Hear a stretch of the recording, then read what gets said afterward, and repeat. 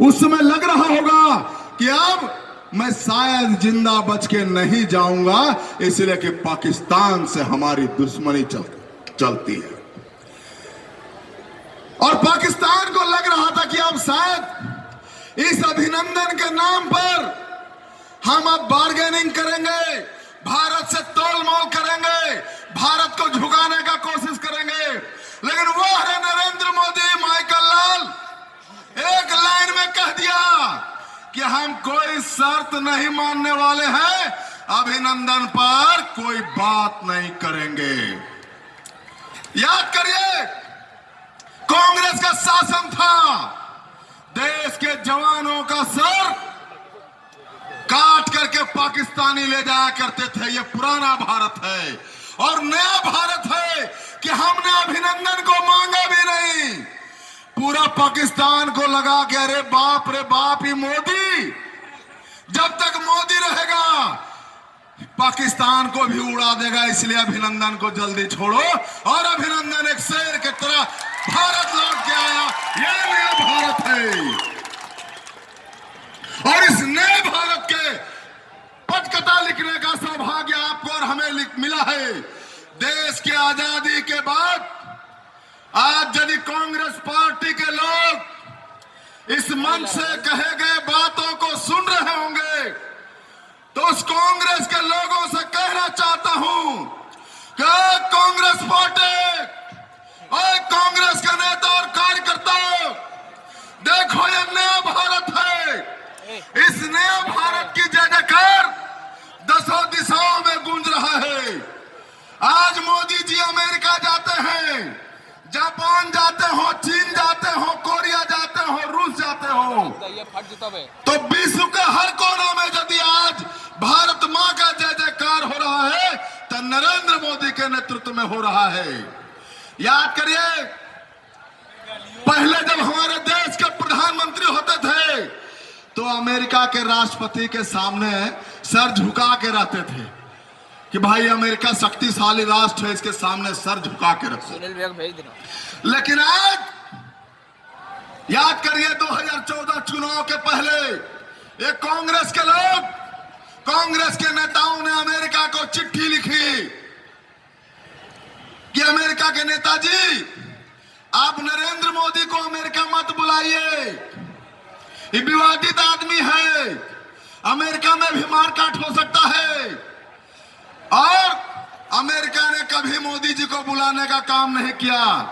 लेकिन याद करिए, जब नरेंद्र मोदी प्रधानमंत्री बने, अमेरिका के बराक ओबामा भी हेलीकॉप्टर के पास आकर लाइन में खड़ा हो गया। यह हिंदुस्तान है, यह हिंदुस्तान है। भाइयों बहनों, मैं जानता हूं मेरे पास समय की कमी है और आप सब आदरणीय योगी आदित्यनाथ जी को सुनने आए हैं, लेकिन मैं कहना चाहता हूं कि उत्तर प्रदेश में एक नेता है समाजवादी पार्टी का, नाम है आजम खान। सुने हैं आप लोग? आजम खान ने जो विवादित बयान दिया है, हमारे मां बहनों के बारे में जो बयान दिया है, उसके लिए यदि आजम खान के सर को धड़ से अलग कर दिया जाए तब भी कम होगा, तब भी कम होगा। अच्छा, एक बात बताइए आप सब, यहां हजारीबाग, यहां का रामनवमी सबसे बड़ा त्योहार है, अर्थात हम सब राम भक्त हैं, राम को आदर्श मानने वाले लोग हैं। इस देश को परम वैभव पर पहुंचाना हमारी संकल्पना है। आप सब बताइए एक बार, यदि आप लोग को मौका मिले तो क्या आप आतंकवादियों को मारना चाहते हैं? जो मारना चाहते हैं दोनों हाथ उठा के बोलिए हाँ। भैया, इसका अवसर देश के जवानों को बॉर्डर पर मिला है, देश के जवानों को बॉर्डर पर मारने का मिला है। आप और हम तो दौड़ में फैल कर गए, जवान तो बने नहीं। लेकिन एक मौका है 6 तारीख को, जिसके मन में है कि हम आतंकवादियों को मारना चाहते हैं, तो आप सबके पास एक मौका है। यहां पर आप कमल का बटन दबाएं और वहां पर आतंकवादी टे बोलेगा।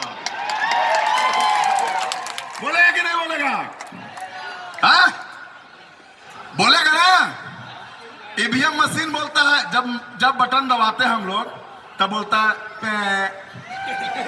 लेकिन इस बार जब बटन दबाइएगा, यहां बटन दबेगा कमल का और वहां आतंकवादी बोलेगा टे। ये भाजपा की सरकार है, नरेंद्र मोदी की सरकार है। आप सब जानते हैं कि पूरे विश्व में 5 राष्ट्र ऐसे थे, 5 देश ऐसे थे जो अपने देश से जाकर दूसरे देश में मारते थे। लेकिन आज पहला छठा भारत बना नरेंद्र मोदी के नेतृत्व में कि पाकिस्तान में भी घुस के मारना है तो उसके लिए भी सोचने का जरूरत नहीं है। यह हमारा भारत है। और आप सबसे एक अनुरोध करता हूं, हमारे सांसद हैं जयंत सिन्हा जी, याद करिए 2014 का चुनाव, जब भी कोई मंच बनता था, जब भी किसी पार्टी के नेता आते थे तो केवल और केवल भ्रष्टाचार मुद्दा होता था। बस केवल कोयला घोटाला, 2G घोटाला, 4G घोटाला, कितने घोटाले हुए आदमी गिन नहीं सकते थे, केवल घोटालों की चर्चा होती थी।